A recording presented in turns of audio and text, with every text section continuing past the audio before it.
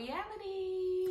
All right, so we got another video for y'all, another money saving video. Okay, but this one is more so geared towards how to save as a couple. So not necessarily excluding the single folks, but this is more so for, you know, people who are in a relationship and don't know how to save either together. Or don't know how to start saving, or like you have a goal on something y'all want to buy, such as like a house, a car, you know, planning for a baby, planning for a wedding, and you just don't know how to start saving. So it's just pointers on how you can save, right, as a couple. All right, so let's get into it. So how to save as a couple. First of all, the first pointer is set and agree on an amount. So you have to come up with a figure. You have to come up with a number. You can't just be like, oh, I want to save. I'm going to just start saving and what's the end goal? I think if you set an amount, it'll better help you prepare for it, plan for it, and make it happen. Mainly plan for it, because if you have a certain amount, then you'll know, you know, okay, well, I need to save, you know, if you're trying to save $50, okay, you got 5 days, I need to save $10 each day. Versus you don't know what you want to save, and you just, okay, I'll save $5 here, maybe $10 here, $20 here, $100 there, and then now it's like it's all over the place. Right.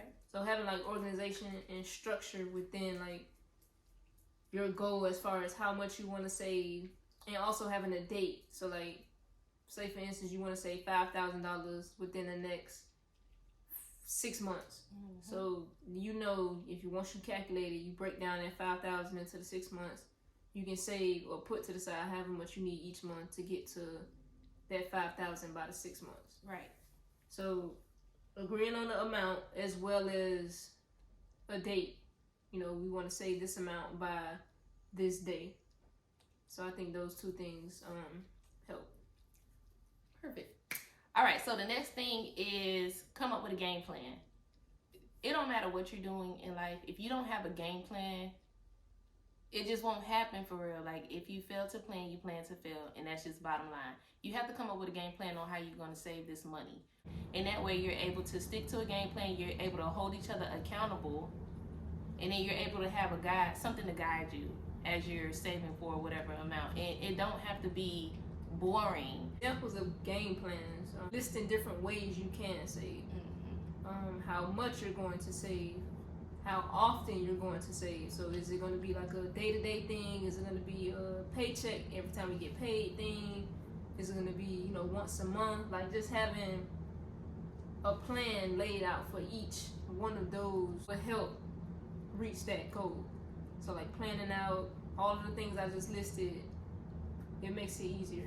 Just having a layout of when and how much, and you know, where we plan on putting this savings. Is it going to be in a bank account? Is it going to be in a shoebox? Is it going to be in a safe? Like, just mapping out how you want to go about saving. Create your blueprint. Yeah, pretty much a blueprint of how you want to save, however much you plan on saving. Right. So the next pointer is, what are you saving for? Figure out what it is that you want, what it is you're trying to accomplish, and save for it. If you're just saving, again, you're just saving just to save, you're not motivated to really get it done. You're just, oh, I just throw a couple dollars in the savings here, I just throw a couple dollars to the side here. But if you have something in mind like, okay, I want this house, so I need to save for this house. And me knowing that I want this house and need to save for it, I'm going to make it happen because you know the end goal is that house. Like she said in the beginning, it could be for a house, a car, a wedding. I was just about to say, because everybody's goal isn't to buy a house. Right. We know that. Some people don't want to buy a house. That's fine. You know, maybe it's an apartment that you want to get, or maybe it's a condo that you want to get, or rent out, or whatever the case is, a car, some shoes, whatever. Like, everybody's goals is different. Or even a business. Like, whatever you plan on, or whatever you want to save for, just make sure you have, like, make sure you know what it is you're aiming for, so that way, you know, it's easier to work towards. Because, like, for instance, us, we wanted to get the house, so we made sure we set a time. We didn't really set a timeline. We did set a timeline. Yeah, we did. We said we had a time frame of when we wanted to potentially buy a house. As far as planning, we had the plan. We did the $10,000 challenge. Like, we had it mapped out, and we knew we wanted to buy a house. So at the end of not the end, but once we decided, okay, look, it's almost time to get this house, we kind of buckled down and started the $10,000 challenge. Right. And we just knew we on go for this house. Find out what you want or what it's for, what you're saving for, then it makes it easier to reach the goal. Right. And then I just want to add in a small disclaimer, because I know a lot of people had questioned this before. A lot of people mistake the $10,000 as what we saved, like in general for the house. Oh no. We were already saving for the house, and then like towards the end of. So we started saving. We moved down south November of 2019. Yes. We started saving immediately, like that following year. Yes. Once we got settled down here, we started saving. So from 2020, we closed on our house in September of 2021. Yeah. We closed on the house in September of 2021. So from then to September of 2021, we were saving. 3 months prior to that, which was the $10,000 challenge, we just decided to do that to add on to what we already had. Right. So we took that money, and we didn't need it for the closing. It was beneficial for us after the closing, because it's things we wanted to do within the house, upgrades and everything. So we took that money and did what we wanted to do within the house after we got the house. So we didn't even use that money for the house. Right. Like the closing, the down payment and everything, we didn't use the $10,000. That was just extra, which helped because what we saved went to the closing. So it helped in the long run. That $10,000, I don't know what you're gonna get down here. $10,000 is a joke. You definitely need the more than 10. That's like, I wouldn't even say that's the minimum. You definitely need way more than $10,000 to put down on the house in South Florida. Anywhere else, maybe, but the route we went, it wasn't no $10,000. Right. So the next thing is hold each other accountable. It is always good to do anything. Okay, let me not say that. It's not always good to do things with other people, but it helps. Y'all need to be on top of each other just as much as you be on yourself. So like a team. Yeah.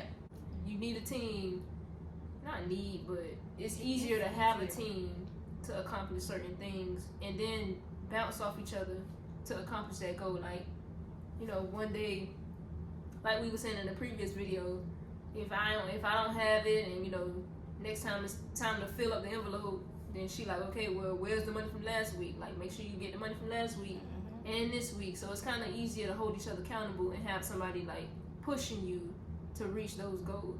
It's all about, you know, being those team players and helping each other out, bouncing off each other, and just holding each other accountable to make sure you're able to reach that goal. Right. Alrighty, and then lastly, complete the goal. Simple. You set your goal, you put your mind to it, come up with your game plan, complete it.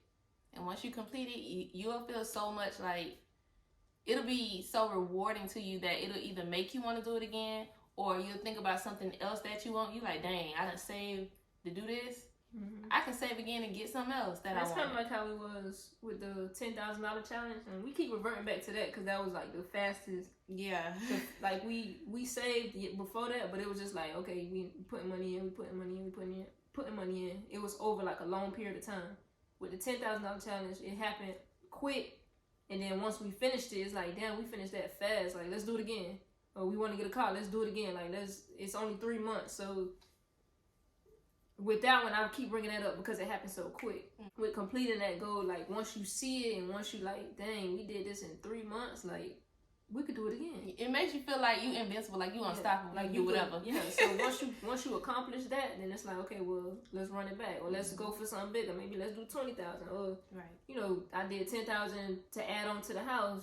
Let me do 5,000 to go on a shopping spree. Like once you complete it, it's like you see the benefits of it. It's fruitful.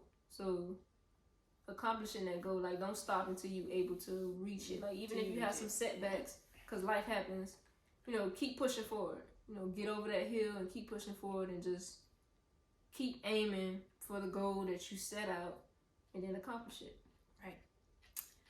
So yeah, those were our pointers that helped us we hope somebody can take those pointers and apply it to their own situation. As we've been saying before, if y'all have any questions, hit us up. We'll answer. Or comment on the video. Yeah. Let us know, because again, we're not experts. Right. So if you could think of any like additional tips that can help couples save, comment below, or even write us and let us know. We didn't list any. I know it's so many more. So like educate us as well on how we can bounce off each other as far as with saving as a couple. Once again, we thank y'all for watching this video. Make sure you hit the subscribe button. Definitely. Follow us on Instagram at Faylee. It's Faylee. It's Faylee. There's no underscore?